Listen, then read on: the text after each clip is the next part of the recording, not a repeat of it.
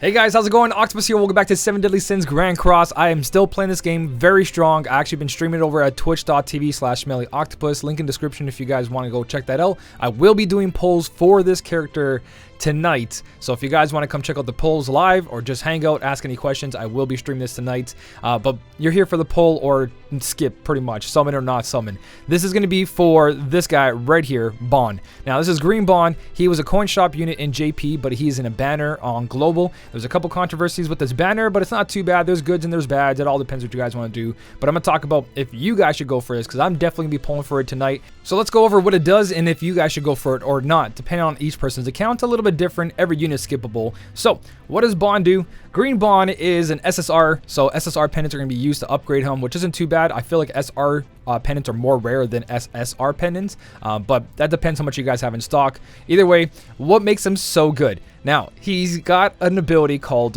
Drain. So this is basically, it inflicts damage equal to 150% of attack on all enemies. It's an AoE skill at 1 star, 150% attack, which is not too crazy good, but this goes along with his Snatch ability. So what is a Snatch ability? That's the second one you see over here. It's got the Poison Skull, that means it has an effect. It steals 20% attack and defense from all allies for 2 turns. So he's got like low defense, but he's got really good attack. When you steal 20% of the enemy's attack and defense, this 150% doesn't look as low anymore. And if you get a 3-star version of this, that 250%, it's ridiculous. So skill 1 and skill 2, it's very mandatory to go Snatch and then Drain. That's what you guys want to be doing. You want to take the enemy's attack, defense, raising bonds, and then hitting them while you are like Super Saiyan and they are lower. They're like Krillin, you know what I mean? You basically took all the energy out of them. So at rank 1, you only get 150% attack on all enemies. At rank 2, that adds 30% lifesteal when you're attacking all the enemies. So he pretty much can be undying if you have the right build for this guy. And at rank 3, it's the 30% lifesteal and also 250% attack. Now, if you get rank 2 on his debuff, which is also a buff for yourself, you get 30% of the opponent's attack and defense, and at rank 3, which is a gold border 3-star, you get 50% of their attack and defense to Bond, and then those characters, all of them, pretty much have less than 50% of their attack. So the stronger your opponent is, the stronger Bond becomes and the weaker they become. So in PvP, this is really, really, really good. There's a couple of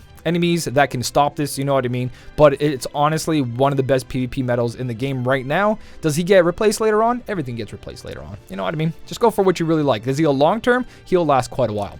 He'll last quite a while. It's not as long as Red Gother, but he will last quite a while, so don't you worry about that. Now, for his big ultimate move, it is the Fox Hunt.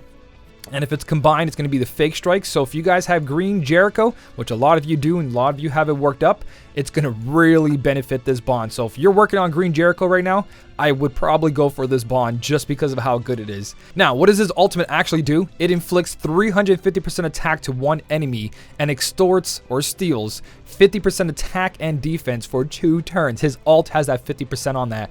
Now, his combined ult inflicts 400% and has the same thing, 50% steal of attack and defense. So it's just so good, so good.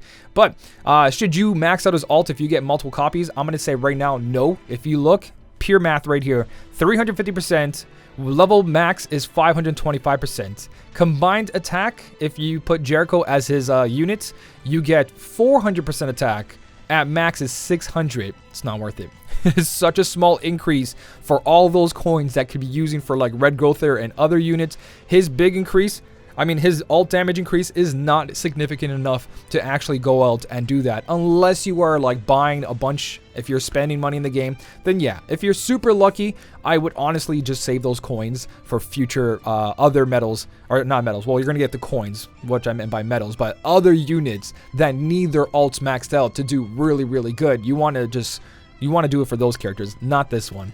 If you do, it is increased, but not by much. You can see. Level max 525, level max 600%. Not that big, guys. It is not that big, so keep that in mind. Now, he's got a unique passive. Remember, unique passives, some of them work while they're benched, the character, your fourth character that's in the back line, but there's other unique passives that work in the front line, and he is one of them. It's called Extort Life, so it decreases all enemies' HP-related stats by 10% at the start of the next turn if the hero doesn't take any damage, and this stacks up to 5 times. And if you take damage, it resets. So, this is really good because if the enemy doesn't attack Bond, especially in PvP or in any other content you're doing, he's going to just keep reducing those stats. And this counts for HP, regeneration, and what's the other one? Lifesteal. So anything HP related, he's going to lower that by 10% every time he's not attacked. And there's many ways that Bond cannot be attacked. You can put a barrier on him from certain units. You can get other units to taunt, so they have to attack the other unit and not Bond. So Bond is very powerful, but you can also get that easily reset for any AoE damage if you don't have one of those things going on. The barrier is probably the strongest thing on him, not to take that damage. So, combined unit, again, don't look at the rest. If you don't have anything else, then yeah, of course, look at the rest. The top 3 of all this, the Jericho basically gives you 280 attack. If you put King in there, he gets a lot of HP. So it all depends. I honestly would just go for the combined attack with Green Jericho. If you don't have it, then whatever the best you have. If you max it as Infinity, you get a free weapon, which is always good to see. 100 attack, 120 attack off it, and crit chance and crit damage plus 2%. So altogether, he is just one of those units that are very good. Auto farming, it's a little wonky. Auto farming sometimes will either use drain before snatch or just drain, or sometimes they'll just use snatch and not use any drains, and you kind of get screwed over. Will it weaken his farming capabilities? Not at all, but it's not as consistent as like Red Hauser, who has 2 AoE attacks. You know what I mean? But for me personally, this is gonna be replacing my Wineheart, or it's gonna be replacing my Green Elizabeth Hawk. I only got them at level 60. I've been waiting for this next unit to come out so I can start pulling, and this is what I'm going to be doing. I'm going to be maxing this guy out at 70, like as soon as I can. So it's really good for auto farming, really good for PvP. Again, if they don't attack him in PvP, he just keeps reducing their HP related stats. So he is such a good unit to go for. Even if you're planning to save for something else, I wouldn't worry too much. Those other banners coming out are going to be for a while, and the game's very generous on gems, especially if you're a little bit of a pay to win. You get so many gems. So if you're going to try to go for them, make sure you do have that full mercy pull ready for him. You know what I mean? It's a low percentage to get him. What's on his banner though is pretty decent as well too. So here's his banner, and under the rates, this is where the controversy kind of happens, is because you're going to get banners that have 2 units on that you're going to have a chance of getting, one of the new 2 units, and he's by himself, which is kind of like, it kind of hurts, you know what I mean? That's the reason a lot of people are like, you know what, I'm only pulling for 1, and when I can wait for banners that have 2 SSR units that are brand new in the game and are really, really good.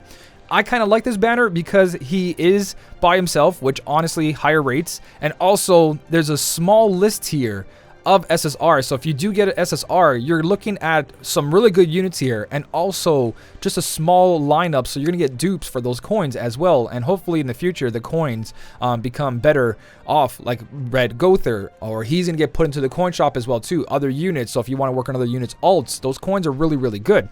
But what you get out of here is also his Jericho. So you got the Godspeed Knight Guardian Jericho over here that works really well with them. I'm looking forward to. You got Princess Elizabeth, you know what I mean? You got Guardian Hawk and Elizabeth as well too. There's a lot of good new King Arthur, Red Arthur. So I like that it's kind of just that little tiny list, and that's why I like his banner and I'm going for it. I do really want to go for more banners that are double, or when Red Gother, there's kind of a leak, not really leak, I don't know. Some people have been going through some data mining stuff and they're saying Gother is going to be on a banner as well too, and there's other banners that have 2 units together in one. So and they're good units as well too. So it all depends what you guys want to do, but personally I am going to go for that that sweet pull for this guy. I'm going to go for him. I do want to start working on PvP, get to a rank where you sit, because in PvP, once you're at a certain not tier but bracket, let's say you get to gold, to plat, to masters, and then the top one I believe is guardian or something, if you're in that, you don't drop.